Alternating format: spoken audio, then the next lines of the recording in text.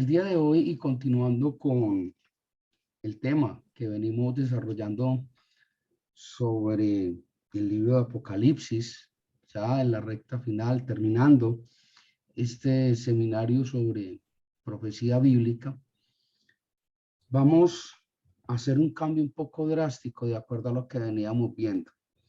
En los primeros capítulos de Apocalipsis habíamos venido desarrollando la majestuosidad del Cordero que quita el pecado del mundo. Veníamos hablando de su gloria, de su inmensidad, de su posición frente a todo este proceso de Apocalipsis. Hoy se presenta un cambio drástico.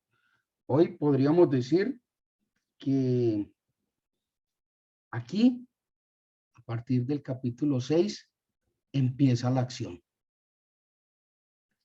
Podría uno decir como veníamos de bien. Como veníamos de bien. Y resulta que es que a partir de este capítulo 6 empieza un proceso de parte de Jesucristo. El capítulo de los sellos. Claro, donde él empieza a abrir los 7 sellos. Y resulta que es que con la apertura de cada sello ocurren unas cosas. Y esas cosas que ocurren no necesariamente son tan buenas, pero depende de la óptica, pueden ser muy buenas. Entonces, hay una particularidad frente a esos 7 sellos, y es que están agrupados. Hay 3 subgrupos de los 7 sellos. El primer grupo contiene los primeros 4 sellos. Muy interesante. Donde en esos 4 sellos lo que se deja ver claramente descrito por Juan allí es que aparecen 4 caballos. Y cada caballo tenía su propio jinete, es decir, aparecen 4 caballos, 4 jinetes. Es muy cercano, aunque con una interpretación un poco distinta, a lo que nos presenta Zacarías en el capítulo 1, versículo 8. Enseguida vamos a leer un poco sobre Zacarías capítulo 1, versículo 8. Y de igual manera en el capítulo 6, versículo 1, también se menciona este tema de los 4 jinetes. Pero parece que esto en Apocalipsis ha marcado un hito, porque siempre nos hablan, ¿no?, de los 4 jinetes del Apocalipsis. ¿Ve? ¿Qué pasó con los 4 jinetes de Zacarías? Eso no lo mencionaron, ¿ok? Eso no lo leyó. También están ahí. Entonces, ese es el primer grupo, los 4 primeros sellos. Los segundos, o el segundo grupo, reúne el quinto y el sexto sello. Que este quinto y sexto sello parecieran más como un proceso de pregunta-respuesta. Y el tercer y último grupo está conformado por el séptimo sello. Séptimo sello. Entonces ahí vemos esa distribución que podríamos llamar pues pseudo extraña de los 7 sellos, agrupados en 3. Los primeros 4, los segundos 2 y el último sello. Entonces uno diría, no, es que eso es como muy amañado pensar en una clasificación así. Pues le tengo un dato. Ocurre exactamente lo mismo, la misma clasificación 4-2-1, exactamente lo mismo en las copas.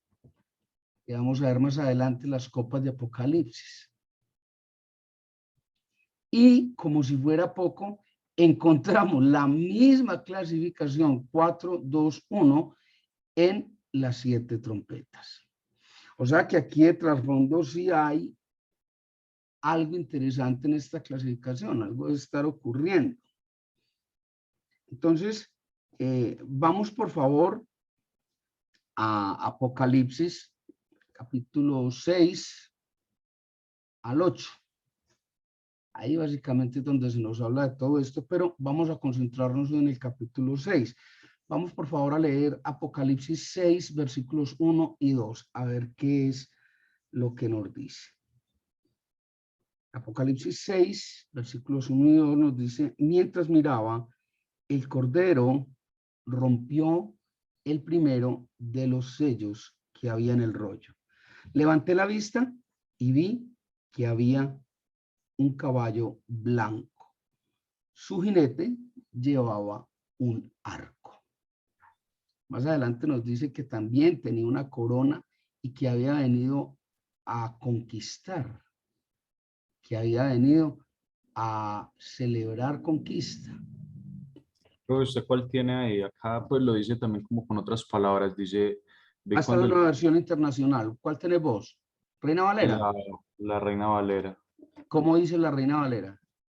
Dice, vi cuando el Cordero abrió uno de los sellos y oí a uno de los 4 seres vivientes decir, como con voz de trueno, ven y mira. Y miré, y he aquí un caballo blanco, y el que lo montaba tenía un arco, y le fue dada una corona, y salió venciendo y para vencer. Así es. Es cuestión de la versión, pero realmente no Lo mismo, sí, sí. no es muy distinto a la versión que yo tengo aquí. Allí hay un punto que es importante, y es que recuerden que, recuerda, la última vez, en las últimas veces estuvimos hablando de los 4 seres vivientes. ¿Sí? Y cada uno de esos seres vivientes no le dice a Juan directamente, sino que le dice al caballo y a su jinete: ven, le da la instrucción, venga aquí a la tierra, venga. No es ven de ustedes ven, sino es una instrucción que le da el jinete, el caballo, ven. Mejor dicho, lo faculta totalmente a que proceda dentro de la tierra con su obra. Es interesante que los jinetes del Apocalipsis estén identificados por 4 colores. Esos colores son blanco, rojo, negro y verde pálido, un verde mohoso, un verde extraño, allí como así, más o menos. Blanco, rojo, negro y verde pálido, ¿qué? Sí, señor. Así es. Entonces, recordemos que todo lo que se enfoca dentro de la profecía bíblica tiene una de 2 interpretaciones. La primera es una interpretación histórica, es decir, lo que dice la profecía bíblica, todo ya pasó. Y hay sustento para ello, y hay una teoría que se acomoda que sea en el pasado.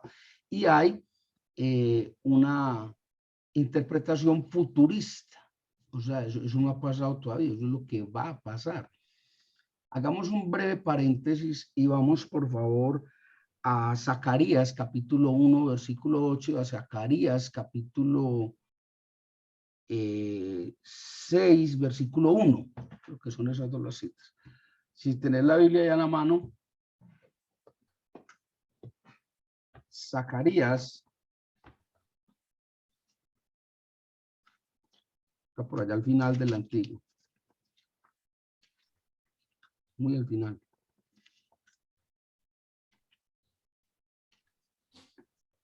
Después de Miqueas, creo, por allá, por un lado. O sea, llegué al Génesis y no lo encontré. ¿Cómo? Ya llegué al Génesis y no lo encontré. Ay, hermano, grave, de los últimos, Zacarías. Vamos a leer por ahora Zacarías 1, versículo 8. Zacarías 1, versículo 8 dice: vi de noche y he aquí un varón que cabalgaba sobre un caballo alazán, el cual estaba entre los mirtos que había en la hondura, y detrás de él había caballos alazanes, overos y blancos. Qué interesante esto. Y vamos ahora al capítulo 6 del mismo Zacarías, al versículo 1.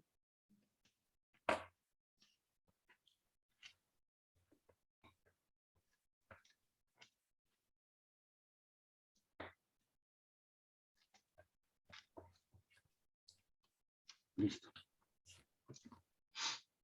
Dice, de nuevo alcé mis ojos y miré, y he aquí 4 carros que salían de entre 2 montes, y aquellos montes eran de bronce. En el primer carro había caballos alazanes, en el segundo carro caballos negros, en el tercer carro caballos blancos y en el cuarto carro caballos overos, rusos rodados. O sea, miren que la semejanza que hay entre Zacarías y Apocalipsis es una cosa bien interesante. Y máxime pues que entre los dos un montón de años de diferencia, poco más de 1000 años. Entonces, aquí hay algo que es bien interesante dentro de todo este proceso. Entonces caen varias inquietudes, se derivan de todo esto varias inquietudes, y yo creo que la más interesante de todas es, bueno, ¿quién es el jinete del caballo blanco? ¿Este man quién es? Y otro planteamiento que surge es, bueno, ¿qué quiere decir que el caballo sea blanco? ¿Por qué la palabra de Dios le da tanta trascendencia al color? Pues porque no se limita de pronto a decir, no, me salieron 4 jinetes y cada uno iba en su caballo y el uno tenía esto, esto y aquello, y ya listo, ya con la descripción del jinete. Pero es que la Biblia hace énfasis en esos colores. Vimos lo que decía Zacarías, era muy clara la descripción de los tonos del color. Entonces yo creo que la pregunta a responder con este primer jinete es quién es el jinete y qué tiene que ver un caballo blanco con todo esto. Entonces vamos a ver esas dos interpretaciones de las que les hablaba, de la parte histórica y de la parte futurista que se pueden derivar de allí. Perdón. Dentro de la parte histórica, algunos eruditos biblistas de la palabra establecen que ese jinete al que se referían del caballo blanco era un general romano. ¿Quién? A eso no lo dice la interpretación. ¿Por qué? Porque hay muchas opciones. La primera es que hubiera sido el emperador Vespasiano, que hacia el año 68-69 después de Cristo arrasó completamente con la ciudad santa, acabó con todo. Otros eruditos dicen, hombre, no, eso no puede ser Vespasiano, eso tuvo que haber sido el hijo de él. El hijo de él era más fregado que el papá, se llamaba Tito, el emperador Tito, que era hijo de Vespasiano. Y Tito, pues, fue el que le heredó al papá todas sus costumbres, todas sus batallas, todos sus desarrollos militares y de conquista. Entonces mucha gente interpreta eso, se trataba de un general romano, pero no sabemos realmente a cuál se refería. En ese orden de ideas, históricamente encajaría en que los emperadores romanos iban a acabar hasta con lo que no había, y lo hacían en nombre del país que representaban. En este caso, recordemos que fue Roma la que estaba sobre el control, pues era la metrópoli, la capital del mundo en ese momento, era Roma, ¿sí? Hasta que años más tarde cae, pues, conquistada. Otras interpretaciones interesantes que hay sobre el pasado es la llegada de Jesucristo. La llegada de Jesucristo. Mucha gente dice, hombre, ese jinete que se ve venir sobre un caballo blanco es Jesucristo. Tal y como lo describen en algunos textos judaicos, de que es que Jesucristo venía cabalgando en un caballo blanco apoyando las tropas romanas. ¿Cómo así? Jesucristo con los romanos, ¿cómo así? ¿Por qué? Hombre, porque era la forma que Jesucristo, que Dios estaba utilizando para castigar la infidelidad de su pueblo. Entonces vamos a utilizar a los romanos para poderlos castigar, y de ahí pues la devastación que hizo Vespasiano hacia el año 68, 69 después de la era cristiana. Entonces muchos biblistas establecen que es que eso hace referencia básicamente a la llegada de Jesucristo como castigador, ¿sí?, del pueblo. Es otra de las versiones que hay. Yo personalmente pues no la comparto mucho. Y hay otras dos interpretaciones sobre este caballo blanco y sobre este jinete. La una es que se trata de la caballería partia. ¿Y por qué se iba a tratar de la caballería partia? Porque el ejército partio fue el que conquistó y arrasó el Imperio Romano.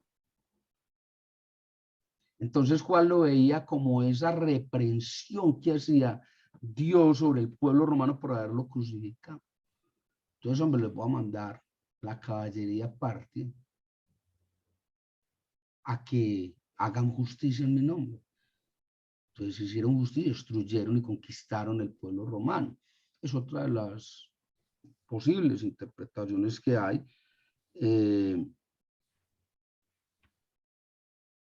Sobre ese caballo blanco. Y ya posteriormente se dice pues que los romanos se convirtieron a Dios, y todo esto es una interpretación un poco más larga y un poco más amañada, pues con todo el respeto diría yo. Y la cuarta y última interpretación de quién es este caballo blanco, algunos judaístas establecen que ese caballo blanco hace referencia a un dios romano. ¿Por qué? Porque es que los romanos tenían muchos dioses. Entonces hacen referencia directa a que en ese caballo blanco que representa el poder, normalmente los personajes de la historia que han tenido algún poder y algún problema de soberbia pues muy elevado, han tenido un caballo blanco. Es el caso de Simón Bolívar, cuyo caballo se llamaba Palomo. Simón Bolívar tenía un caballo blanco. Napoleón Bonaparte tenía un caballo blanco. Entonces, muy interesante todo eso, porque es que empieza uno como a atar hilos. Entonces, por ahí viene la cosa, es probable, yo no sé, pero me llama la atención eso. Entonces, se habla de que ese primer jinete, que se da la ruptura del primer sello por parte del Cordero Jesucristo, pudo haber sido Apolo o su hijo Zeus. Era un dios romano. Donde para manifestar su gloria, su poderío, apareció en un caballo blanco. Eso en cuanto a la parte histórica. Entonces, la interpretación histórica, recordemos que tiene 4 posibilidades. La primera, hombre, era un general romano que venía a destruir. La segunda, Jesucristo. La tercera es que era la caballería partia para traer justicia. Y la cuarta es que trataba de un dios romano. Esas son pues como las corrientes principales de los 4, del caballo blanco, que formaba parte de los 4 jinetes de Apocalipsis. Ahora, ¿qué pasa con la visión futurista de ese caballo blanco? Una de las interpretaciones, y es particularmente con la que yo más me identifico, es de que ese caballo blanco y ese jinete representan la llegada del anticristo. ¿Qué sería otra fuera de estas 4? Acabamos de ver las 4 del pasado. Las 4 del pasado. Vamos a ver las interpretaciones del caballo y del jinete del futuro. Una versión futurista. Listo, recordemos que la profecía bíblica siempre o ve hacia el pasado o ve hacia el futuro. Ahora, las interpretaciones que hay. Además, pues que no hay otra forma de mirarlo, ¿sí? Entonces ya vimos las 4 que tienen que ver con la interpretación en el pasado, vamos a ver las que tienen que ver con el futuro. Una de las interpretaciones, e insisto, particularmente la que más con la que más me identifico, es que ese jinete blanco, ese jinete que tiene el caballo blanco, perdón, es el anticristo.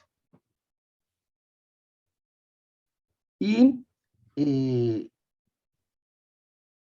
ese anticristo, pues no sé si habrá llegado todavía a nuestra generación, pero el cumplimiento del fin de los tiempos creo que ya es muy evidente con todo el recuento histórico que hemos visto. Ahora bien, ese jinete que viene sobre un caballo blanco se proclama o es proclamado por el Cordero como el que viene a conquistar, a celebrar esa conquista. Y pues bien hemos conocido que en los últimos años han surgido cualquier cantidad de falsos profetas, de falsos salvadores, de corrientes extrañas, por llamarla de alguna manera. Y ese caballo blanco al que hace referencia tiene un impacto muy interesante. Y es que hemos tenido la idea de que todo lo que es blanco es porque es puro y bueno. Tiene un alma blanca, ¿no? Es muy bueno. ¿Sí? Vestiduras blancas, dice la palabra. Y resulta que es que precisamente por eso el anticristo es un engañador. No todo lo que viene de blanco, no todo el que dice Señor, Señor, no todo el que habla en mi nombre, lo he enviado yo. Ojo. La segunda interpretación, que es un tanto judaica de este jinete sobre el caballo blanco, es el surgimiento de un líder mundial de origen judío. De origen judío. ¿Y qué trascendencia tiene todo esto? Para nadie es un misterio, un secreto, el tremendo poder financiero y económico que tienen los judíos. Algunos incluso piensan que ya los dueños del mundo no son los japoneses, no son los taka-taka, sino que son los judíos, los dueños de los grandes bancos a nivel mundial. Y ellos en ese poder van a desatar una guerra, pues para nadie es oculto el historial tan grande de guerras y batallas que ha habido sobre toda esta península arábiga. Desde siempre pues, han estado en guerra, es una cosa impresionante. Entonces, allí vemos esas interpretaciones que hay, básicamente son 6, 4 correspondientes al pasado, 2 correspondientes al futuro, sobre el primer jinete y su caballo blanco. El segundo es el jinete de color, en un caballo de color rojo. Rojo. ¿Por qué? ¿Por qué un jinete sobre una... ¿Ah? ¿Cómo? No, nada. Ah, bueno. Entonces, el rojo es el color de la sangre, perdón.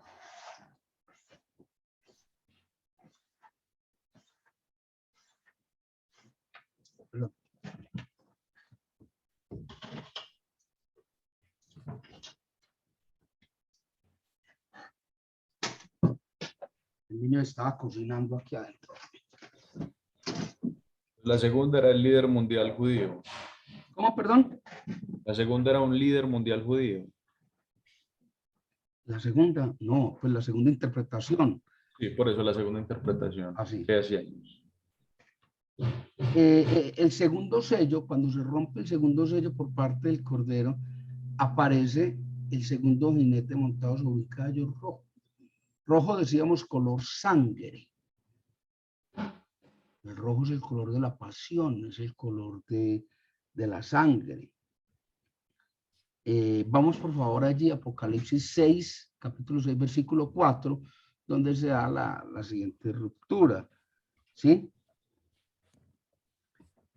Allí se establece que el jinete tiene la instrucción de quitarle la paz al mundo.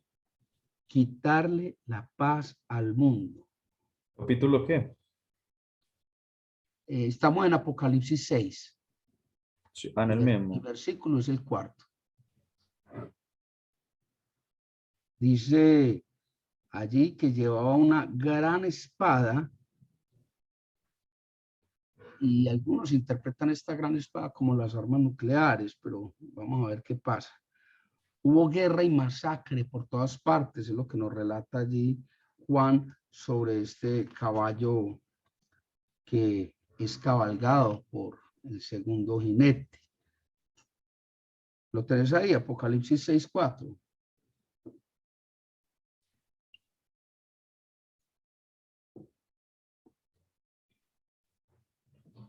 ¿Cuál me dijo? Estaba leyendo el 4. 6:4. Apocalipsis 6:4.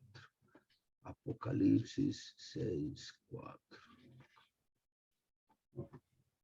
Aquí está. Y salió otro caballo bermejo, Uh-huh. y al que lo montaba le fue dado el poder de quitar de la tierra la paz, y que se matasen unos a otros, y se le dio una gran espada. Es el 6:4. Ese es. O sea, se rompe el segundo sello y aparece el segundo jinete montado en un caballo rojo. Y miren qué tan interesante. Dice que se mataron los unos a los otros. Qué tan interesante eso. ¿Por qué? Vamos a ver por qué. Entonces, hay una cita que es interesante y que está cruzada con esto, de este caballo rojo y de la matanza de unos a otros, y es la que está en Efesios. Creo que está en Efesios 6:17. Vamos a buscarla. Sí, creo que es Efesios 6:17. Vamos a buscarla, por favor.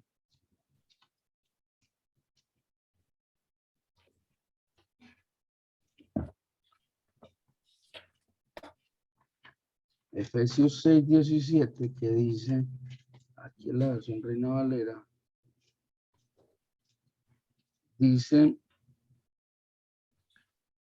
y tomad el yelmo de la salvación y la espada del Espíritu, que es la palabra de Dios. Entonces, miremos que este tema de la espada tiene una connotación bien interesante. Parece más cuando Efesios lo cita, aunque es un contexto un poco diferente, cita la espada como la palabra de Dios. Pensando en eso, una apreciación pues muy personal, pensando en esto, cuando se le dice a este jinete que se le dio una espada y vino a quitar la paz, vemos de pronto una falsa doctrina que va a traer confusión sobre aquellos que eran creyentes. No sé, es bien interesante. Máxime que sobre este tema de los 4 jinetes no hay nada que sea contundentemente identificable como para uno decir, el jinete es este, aquí es fulanito. No, no hay una forma. Todas son aproximaciones. Miremos la aproximación o la interpretación que hay desde la historia. Algunos intérpretes históricamente dicen que este jinete sobre el caballo rojo, a lo que hace una clara referencia, es al ejército romano conquistando Israel. Recordemos que los las grandes autoridades romanas tenían sobre su túnica blanca un manto rojo que los romanos conquistaban, era básicamente con espadas, ¿sí? Ahora en Zacarías, que vimos el libro de Zacarías, miramos unas cositas en el capítulo 1, vimos que se citaba también a un jinete sobre un caballo rojo, ¿sí?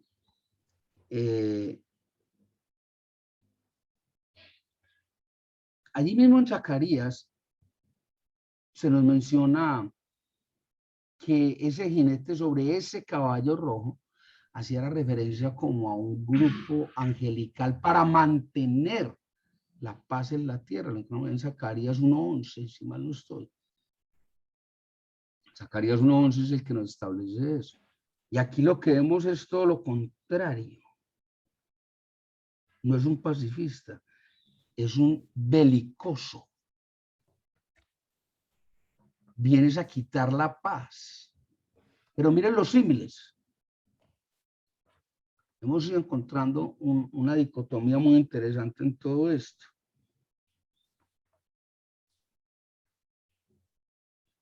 Pero esta interpretación yo la veo incompleta.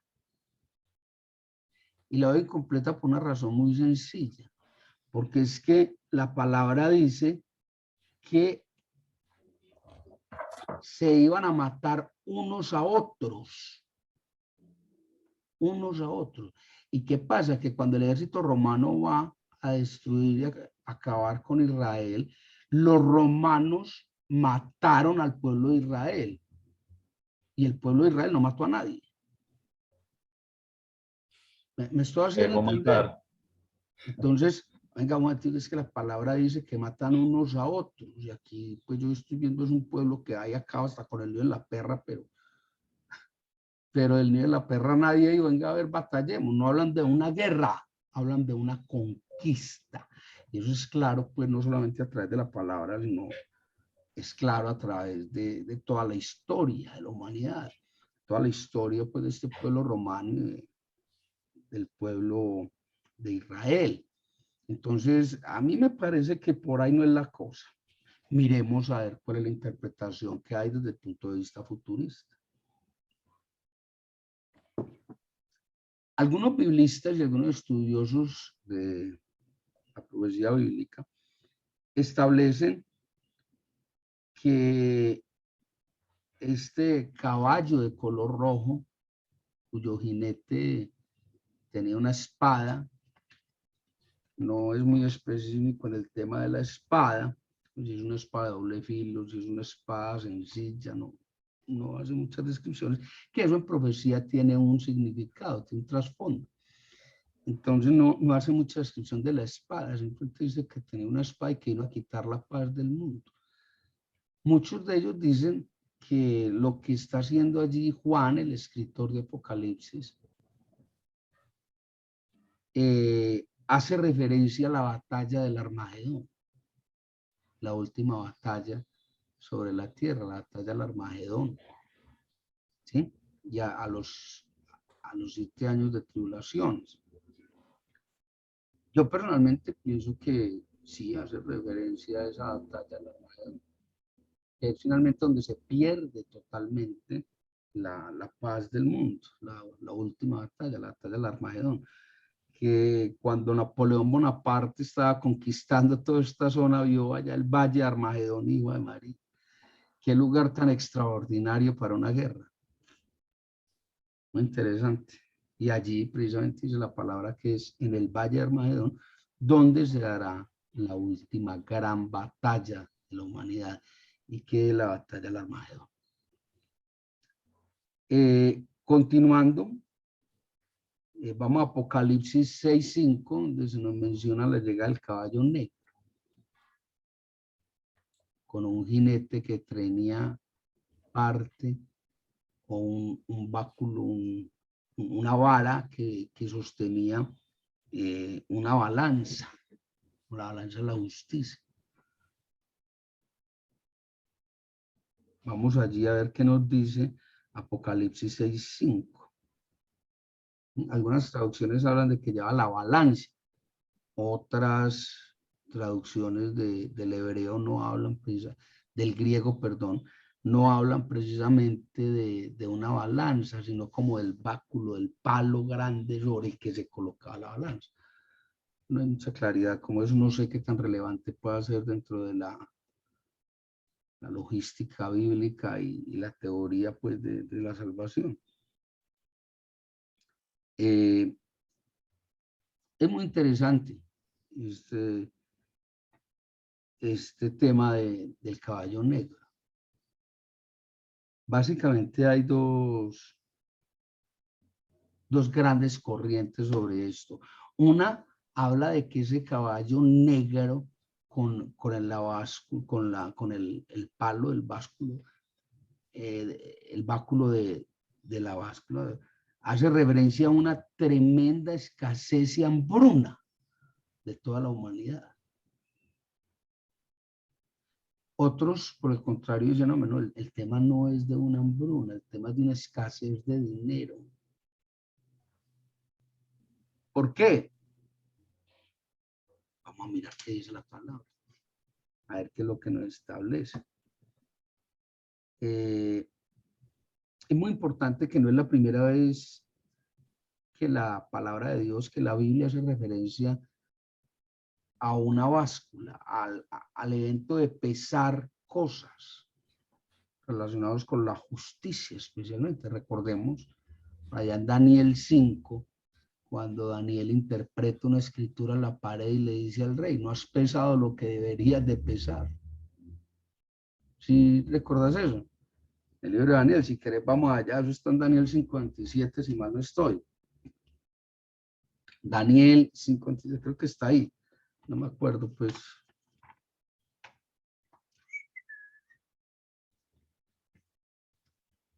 Está ahí entre Génesis y Apocalipsis, lo encontramos. Daniel 57. ¿Ya lo tenés? No lo tenés todavía. ¿Daniel qué? 5:27, creo que es, no estoy seguro.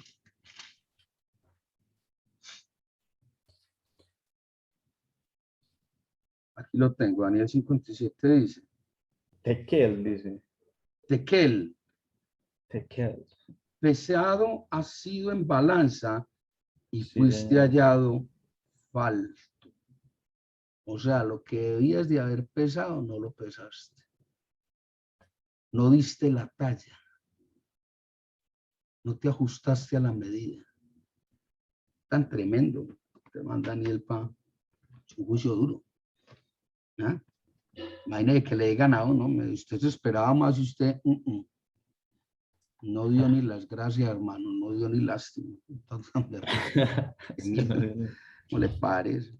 Entonces, allí se habla de, en Apocalipsis 6:6, por favor, si lo tenés allí, leamos desde Apocalipsis 6:5, Apocalipsis 6:7. Si lo tenés ahí a la mano. Cuando abrió el tercer sello, oí al tercer ser viviente que decía, ven y mira, y miré, y he aquí un caballo negro, y el que lo montaba tenía una balanza en la mano, y oí una voz de en medio de los cuatro seres vivientes que decía, 2 libras de trigo por un denario, y 6 libras de cebada por un denario, pero no dañes el aceite ni el vino. ¿Qué ocurre? ¿Qué viene siendo un denario? Vamos por partes, espérate a ver, ¿no? Ojalá que me descobijas, espérate a ver. Relájate, por Dios, muchacho, Farid, la naturaleza y en la teología nada es con afanes. ¿Qué ocurre? Un denario era aproximadamente el equivalente a un día completo de trabajo de un obrero. Lo más barato que había era una hogaza de pan, pan de trigo. ¿Sí? Entonces imagínense, con toda la labor de un día, le da para comprar lo más barato, y lo más barato era un pan de trigo. Y otro que era mucho más barato, pero era de mucha menor calidad, eran los panes de cebada. Y, porque dice la palabra, no me toque el vino ni el aceite de oliva. ¿Por qué? Porque es que el vino y el aceite de oliva eran lo más costoso que había. Entonces, hombre, no pienso yo que se haga referencia en esta parte de una escasez de dinero, de una escasez de comida. No, la comida está ahí. De hecho, la palabra dice que usted puede comprar la comida si tiene con qué. No tiene con qué, llórelo. Entonces, el problema no era una escasez de comida. Comida había. De hecho, había vino, aceite, pan de trigo, pan de cebada. Digo que es que comida sí hay. Lo que no hay es plata para comprarla. Una cosa muy distinta. Entonces, lo que nos está planteando, o por lo menos eso pienso yo, es de que ese cuarto jinete sobre el caballo negro hace referencia a una tremenda crisis económica, unos estados de carestía donde la plata simplemente va a escasear. Usted quiere comer, compre. Es que no tengo plata, tú no puedes comer. Así de sencillo. Me estoy haciendo entender en todo este proceso. Entonces, miremos. Sí, profe, el último pedacito se entrecortó la señal. Hace referencia a que me estaba diciendo, hace referencia a A algo una y no le escuché. escasez de dinero. Entonces, hombre, usted quiere comer, pague por la comida. Ah, pues yo no tengo plata, entonces no puede comer. Chupe, papito, ahí no hay forma de nada. Y no tiene plata para comprar comida. Entonces, miremos la interpretación desde el punto de vista histórico sobre la explicación de este jinete sobre este caballo negro.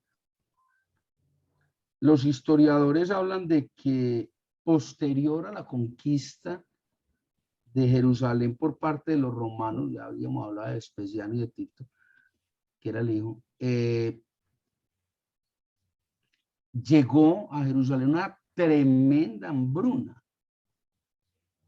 Y de la mano de esa tremenda hambruna llegó una tremenda escasez financiera.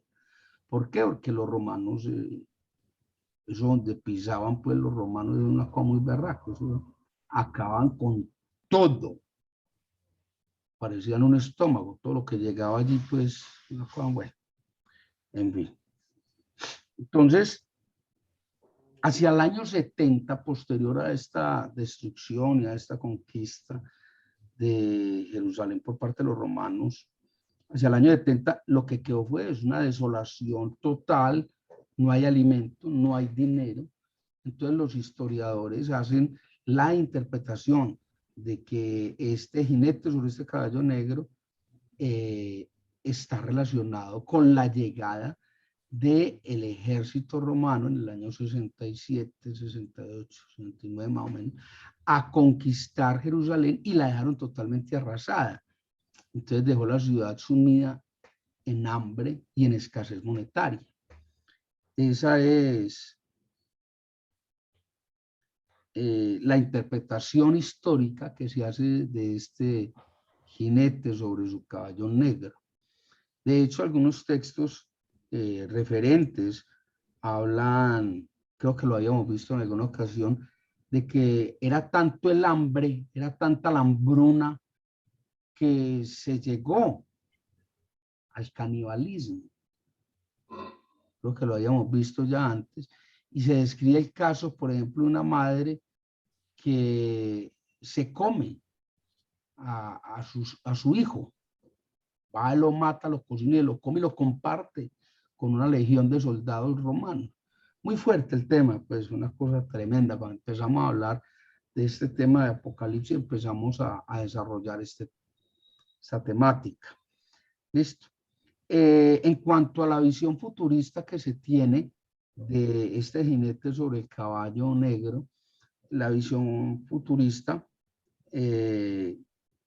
hace más referencia al colapso de la economía global, de lo cual pues ni que hablar hoy en día cómo estamos.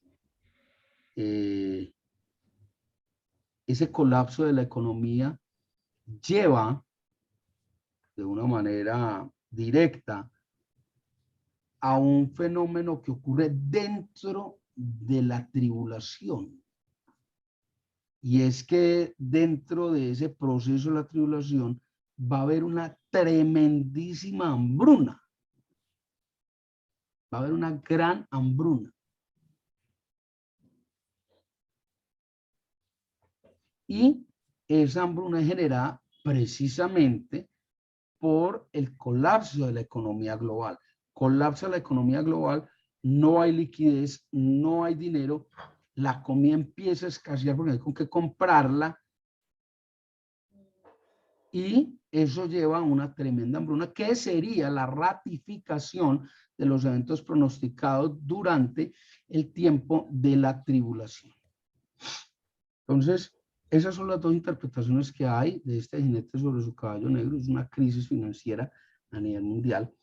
Y por último, lo encontramos ahí en Apocalipsis 6:8 y los siguientes, el jinete que sale con vestido de muerte sobre un caballo verde pálido. ¿A qué hace referencia ese verde pálido? A mí me llama mucho la atención y como lo veíamos ahora, el tema de los colores que hacen referencia la Biblia, y que es muy exquisita y muy amplia, pues en la descripción de los colores, me llama la atención, porque es que cuando uno Aquí les ve describe el color más como amarillo. O sea, seguro lo ve tan pálido o algo así, como más un amarillo, no sé. como un Dice, amarillo mira, grisáceo, claro, dice, mire, y he aquí un caballo amarillo. Y el que lo montaba tenía por nombre muerte. muerte. Y el Hades le seguía. Creo que es el dios de las tinieblas, ¿no? ¿Cómo es Hades? El Hades es un lugar de la última morada. Ah, El Hades es a donde van a parar todos los muertos. le Entonces, fue dada potestad sobre la cuarta parte de la tierra para matar con espada, otra vez espada, otra vez con hambre, con mortandad y con las fieras de la tierra. este jinete pálido, llamémoslo para generalizar un poco, y esta visión de ese caballo tiene muchas particularidades. La primera, no sé si de pronto has tenido la posibilidad de ver un cadáver. Creo que en películas, Ah, bueno. Un pero cadáver no sé, de es pronto uno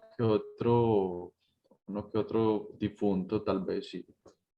los cadáveres, la piel se vuelve como grisácea, tal vez por la falta de flujo de la sangre, como una tonalidad como amarilla, morada, grisácea, un color pálido, es un color extraño. Y cuando uno ve un cadáver, ese cadáver, hombre, le queda como un muñeco, realmente es un color extraño, es raro, es muy raro realmente. Eh, y es como, o sea, le falta como el brillo, la lozanía, algo le falta. Y eso es una particularidad que tiene este jinete sobre su caballo pálido. La segunda es que de los 4 jinetes es al único que le pone el límite. A todos los otros les dice, vaya y haga lo que está que hacer. A este cuarto jinete le dijeron, venga, usted no va a tener potestad sino sobre la cuarta parte. no más. Sobre la cuarta parte. Entonces le limita pues ese ejercicio de su obra. Otro de los temas curiosos que tiene es que es el único jinete de los 4 que va acompañado. Va acompañado. Los otros iban solos. Este man va acompañado por el Hades, o sea, por el lugar final de disposición de los muertos. Entonces, hay varias cosas interesantes con este man. ¿A quién se referirá y qué tendrá que ver este caballo de color pálido? Muy interesante. No sé. Miremos las dos interpretaciones que quedan. La interpretación de la historia, que básicamente habla de la pestilencia, la plaga que se genera en el momento de esa conquista posterior por parte de los romanos, donde quedaban cadáveres regados por todas partes.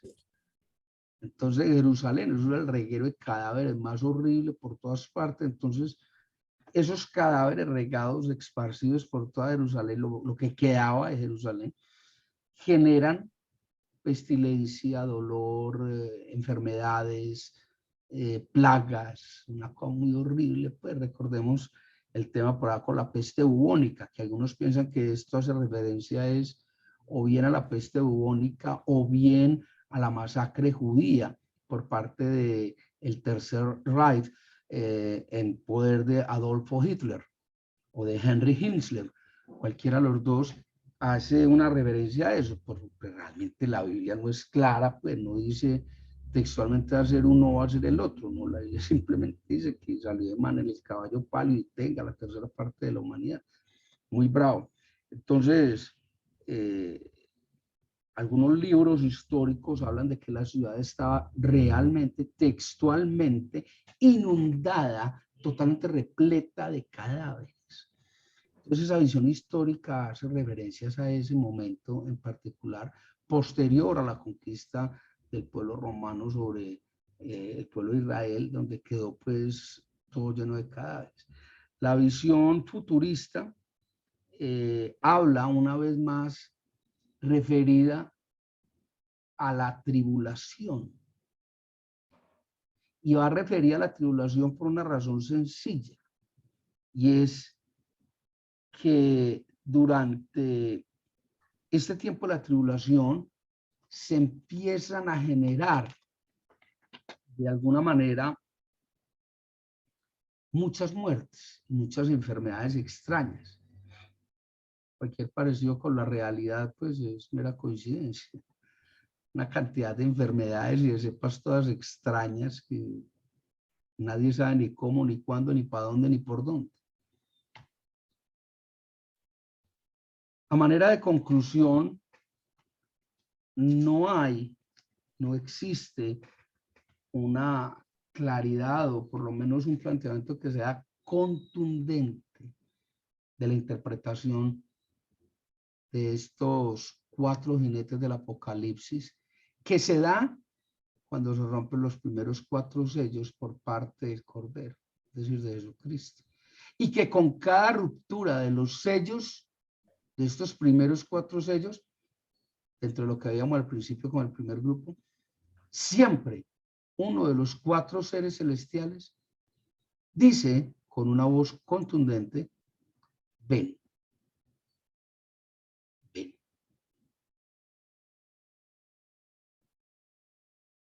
No sé si hay alguna duda o alguna inquietud de tu parte referida a esta temática de los 4 jinetes del Apocalipsis. La caballería partía, no recuerdo a qué hace referencia partía o partía, no recuerdo ahí cómo era la correcta. Partia. Partia. Partia. Y hace referencia Pueblo Partio. pueblo partio. Claro. No recuerdo el pueblo partio.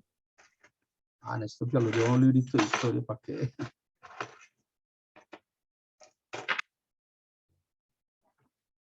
Yo creo que por aquí tengo alguna cita sobre eso. Ah, nananita, nana.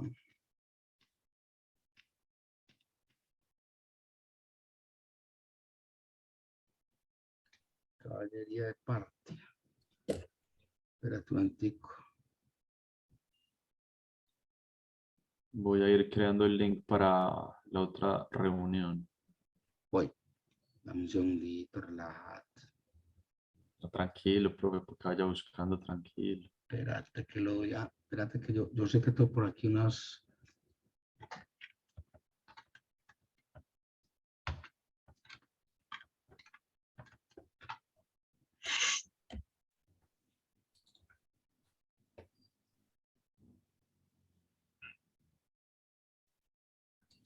Ahorita a compartir pantalla. Sí, ¿Estás viendo?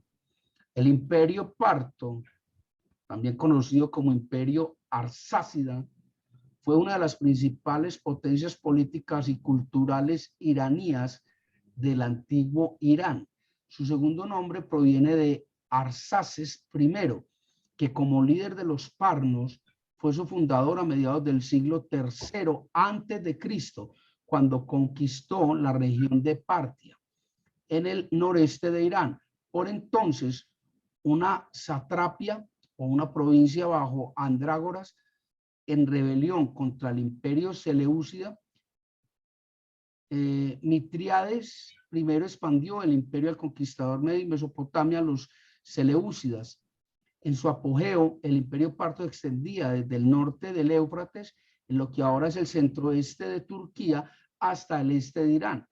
El imperio situado en la ruta de la seda entre el imperio romano y la cuenca del Mediterráneo y la dinastía Han de China se convirtió en un centro de comercio. Ahí está. ¿Lo vio o no lo vio? la famosa ruta de la seda. Sí, claro. ¿Dudas? No, ¿Dudas? no, no. No. Muy bien. Yo voy esta semana me comprometo a subir un cuadrito con este resumen sobre los 4 jinetes de Apocalipsis. Yo por acá también tenía el mío. ¿Ah? Yo por acá también hice el mío. Bueno, está muy No, bien. mentira, pero sí. Obvio. Por Bueno, favor, lo démosle comparte. gracias a Dios por este tiempo que nos ha permitido. Gracias al Padre Celestial porque nos ha dado su palabra, por este espacio. Gracias, Señor, te damos por todo aquello que tú nos das. Reconocemos tu grandeza, Señor, porque solo tú eres santo, Padre. Santo es tu nombre, santo, Padre, santo, santo, santo. A ti sea la gloria y la alabanza por siempre, Señor. Llénanos de tu Santo Espíritu, Padre. Guíanos, oriéntanos y ministranos. Gracias, Señor, por las personas que nos hemos congregado. Gracias por aquellos que, aún queriendo, no pudieron. Gracias, Señor, por este tiempo maravilloso, porque nos das tanto el querer como el hacer. A ti sea la gloria, la alabanza y la adoración, Padre, hoy y siempre, por todos los siglos. Te encomendamos nuestra existencia, nuestros asuntos, nuestros temas, nuestras dificultades, nuestras alegrías y nuestro gozo. En el nombre de Jesucristo, que es nuestro hermano mayor. Amén. Amén.